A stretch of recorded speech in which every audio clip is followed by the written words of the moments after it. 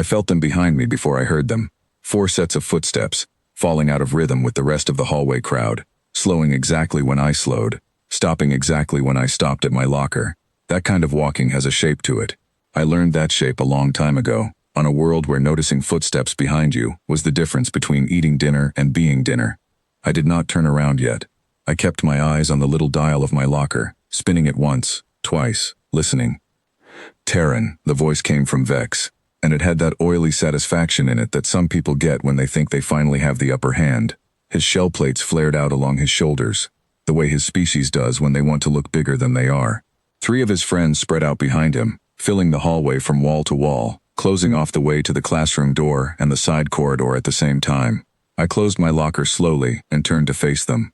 "Thought you could just walk through our halls like you belong here," Vex said. "I do belong here," I said. "Same tuition as you. Same entrance exam. I just did not cry during the gravity stress test." His mandibles clicked together, fast, 3 or 4 times. That was embarrassment, badly disguised as anger. He had fainted at 1.3 gravities during the entrance trial. I had walked through it reading a book. You think because your little mudball planet spawned something that can survive, that makes you special. He took 1 step closer. His friends closed the gap behind him. 4 bodies. And suddenly there was no straight path out of that hallway that did not go through one of them. Here is the truth about growing up on a death world. You stop being afraid of a room full of bigger things long before you stop respecting them. Respect and fear are not the same currency, and people confuse them all the time. Where I come from, a single storm front could flatten a town before lunch. A patch of fungus in the wrong place could put you to sleep and never let you wake up. The animals were not villains in a story. They were just doing what animals do, and what they did was try to eat you, and you either learned their patterns or you became part of somebody else's food chain. You learned the weather. You learned the tells. You learned that posturing costs nothing, and committing to an action costs everything. And most creatures, most people, only ever pay in posture. They puff up, they flare their shoulders, they say scary words. And then, almost always, they stop right before the part that actually costs them something. Vex reached out to push my shoulder into the lockers. Above us, the hallway lights flickered once. I did not move yet. I kept watching his hand, the way you watch a branch swaying before you decide whether the shape on it is a stick or something alive. Up near the ceiling, tucked into the corner where 2 walls met, there was a small camera with a blue light that blinked steadily. The same slow pulse it always kept, day and night, recording everything that happened in this hallway for the safety records the school liked to keep. I had noticed it on my very first day. I noticed everything on my first day. That is another thing you learn on a death world. You map every room the second you walk into it, because you never know which door might be the only one still open later. The blue light blinked out. Vex did not notice. He was too focused on me, too pleased with how this moment felt to him. But one of his friends did. I saw an antenna twitch upward, toward the ceiling, toward the space where the little blue light used to be. There is a particular kind of nervousness that comes from creatures who have built their whole sense of bravery on the idea that someone, somewhere, is always watching, always ready to write down what happens, always ready to call for help. Structure standing in for spine. Rules doing the job that courage should be doing. I had never needed that kind of substitute. When the only law of the land is whether you are still breathing by sundown, you learn to build your own spine, out of whatever is lying around. Mine had been built out of long nights and longer days, out of learning which plants would kill you and which ones would only make you wish they had, out of watching bigger, faster, stronger things decide, again and again, that I was not worth the trouble. Something wrong? I asked, tilting my head toward the space where the light used to be. Just a glitch, Vex said. A little too fast. Sure, I said. I smiled then, and I let a small piece of home show through it. Not anger, not aggression, something simpler and much older than that. Certainty. The particular, steady calm of a creature that has already worked out every possible way this hallway could end, and has made peace with every single one of them, including the ones that go badly, as long as they do not go badly for her. You should probably know something about Deathworlders before you finish that push, I said. His hand was still hovering an inch from my shoulder. It had not moved in 3 full seconds. I think, somewhere under all that armor and all that bravado, he already suspected what I was about to say. We do not actually need the room to be quiet to handle a problem, I told him. We do not need help. We do not need the lights working, or the cameras running, or a teacher coming around the corner to check on the noise. Every single day of my life until I was 11 years old, I was the smallest dangerous thing in any given room, and I am still here to talk about it. That is not a threat, Vex. That is a resume. Down the hallway, a teacher's voice called out something distant and completely unrelated to us. Some announcement about a schedule change. Some ordinary piece of the ordinary day continuing on without any idea what was happening 30 feet away. None of the four in front of me turned to look. Good instincts, at least. A little too late to help them now. So here is what happens next, I said, keeping my voice calm, almost friendly, the way you might explain the weather to someone from a planet that had never once seen rain. You finish that push, or you put your hand down and you walk away, and both of those are completely fine with me. I have genuinely made peace with either result. The only thing that is not on the table is you trying to decide halfway through which one you meant to do. The hand came down, not onto my shoulder, down to his side, slowly, the way a person sets down something that has suddenly gotten far heavier than they expected it to be. Camera is probably fixed by now, I added, glancing up. The blue light blinked back on. Steady, patient, completely unbothered, exactly as if nothing at all had happened in the 11 seconds it had been dark. Vex's three friends were already stepping backward, the particular kind of retreat that comes from creatures who have just run a threat calculation in their heads and did not like the new number they got. Vex held his ground a beat longer than the others, pride wrestling against some older, faster part of him that had already understood exactly what kind of quiet I had just offered him. This is not over, he said. Someone always says that, on every world, in every language, in every hallway just like this one. It actually is, I said, not unkindly. That is sort of the whole point of me. He turned and walked away, and his friends went with him, and I picked my bag back up off the floor where it had slipped during all of this, and I walked to my next class at a completely ordinary pace, because there was nothing left in that hallway worth watching anymore. That should have been the end of it. In most stories it would have been. A bully backs down, a lesson gets learned, everyone moves on with their lives. But Vex was not the kind of person who let a lesson stay learned for very long, and 3 days later, I found out exactly how far he was willing to go to prove something to himself. It happened after school, in the science wing, in the one corridor of the building that had almost no foot traffic once the last bell rang. I had stayed late to finish a project in the empty lab, the kind of quiet work I actually liked, measuring reactions, writing notes, losing track of time in the good way. When I finally packed up and stepped out into the hallway, the lights were already dimmed for the evening, and the building had that hollow, echoing feeling that empty schools get once everyone else has gone home.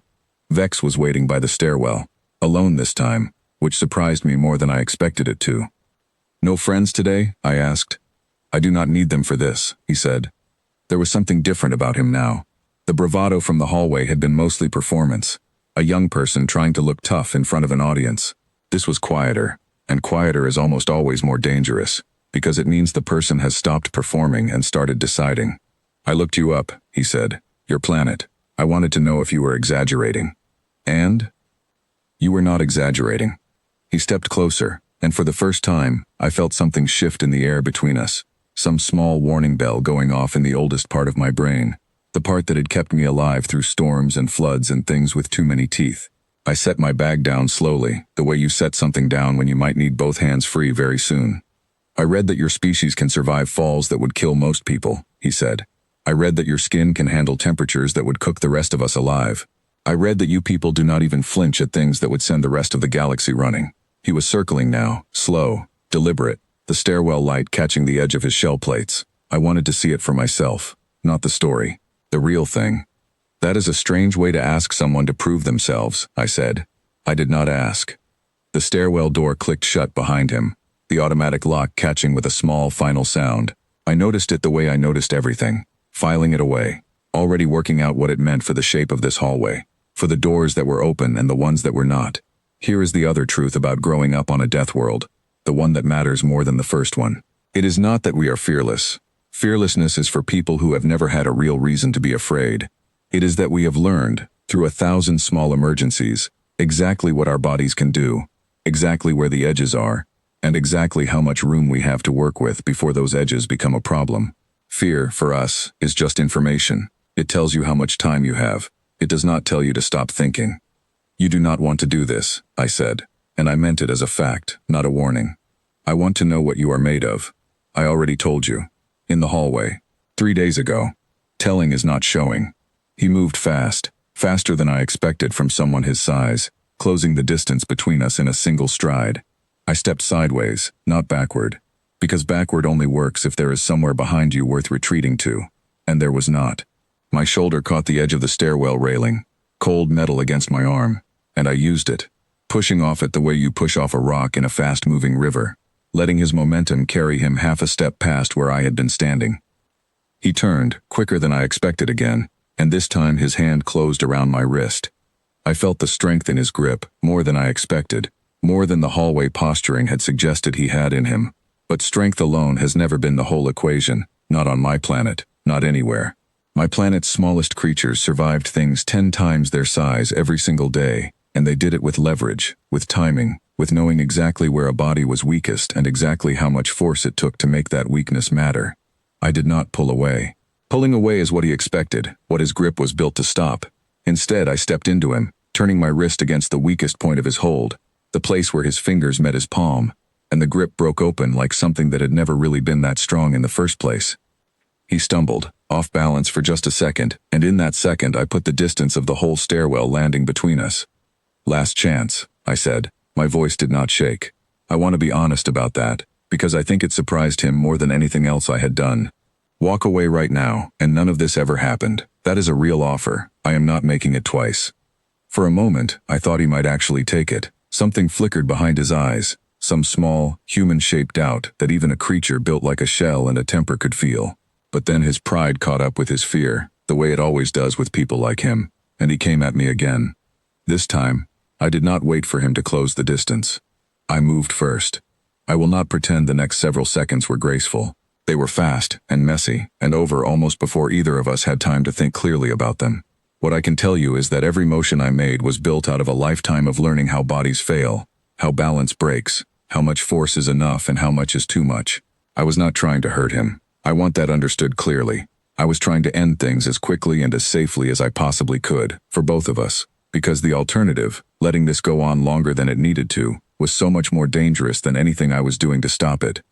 It ended with him on the floor of the stairwell landing, breathing hard, his shell plate scraped but not broken, one arm held at an angle that told him, better than any words could, that trying to get up too quickly would be a mistake. I stood over him, not triumphant, just steady. "I did not want this," I said, and it was true. "You are the one who decided the hallway conversation was not enough." He did not answer right away. When he finally spoke, his voice had lost every trace of the confidence it carried 3 days earlier. "How?" he said. Not a full question, just the one word, like he could not find the rest of it. "Because where I come from, this was Tuesday," I said. "This was every Tuesday, for years, before I ever set foot on a ship that could take me somewhere like this. You looked up facts about my planet, because you wanted to test a story.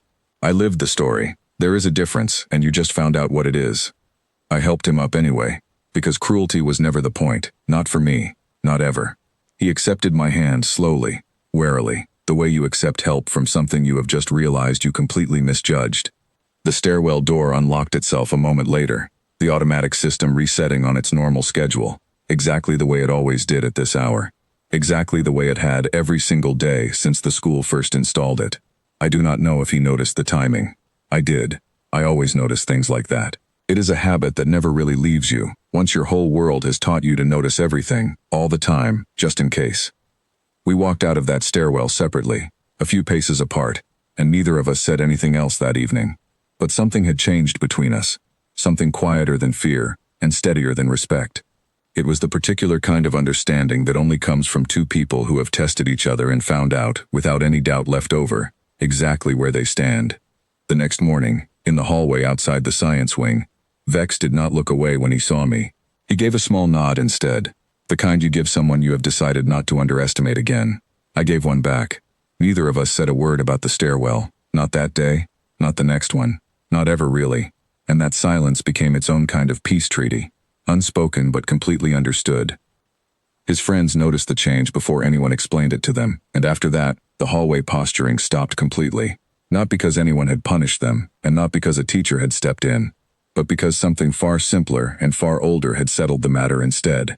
They had tested the Deathworld girl, and the Deathworld girl had shown them, quietly and without a single wasted motion, exactly what that phrase really meant. I never told anyone at the school what happened in that stairwell. It did not seem like the kind of story that needed telling, not to teachers who would only worry, not to classmates who would only turn it into gossip by the end of the week. Some things are better left as private understanding between the people who were actually there. But I think about it sometimes, late at night, when the school is quiet, and the halls have that same hollow, echoing feeling they had that evening. I think about how strange it is, being from a planet that the rest of the galaxy calls a Deathworld, like it is some kind of tragedy, some terrible thing that happened to the people who live there. Nobody ever seems to consider the other side of it. Nobody ever seems to think about what it means to grow up somewhere that never once let you believe you were safe, and how that teaches you, in the end, to become the kind of person who genuinely is. They call us Deathworlders like it is a warning.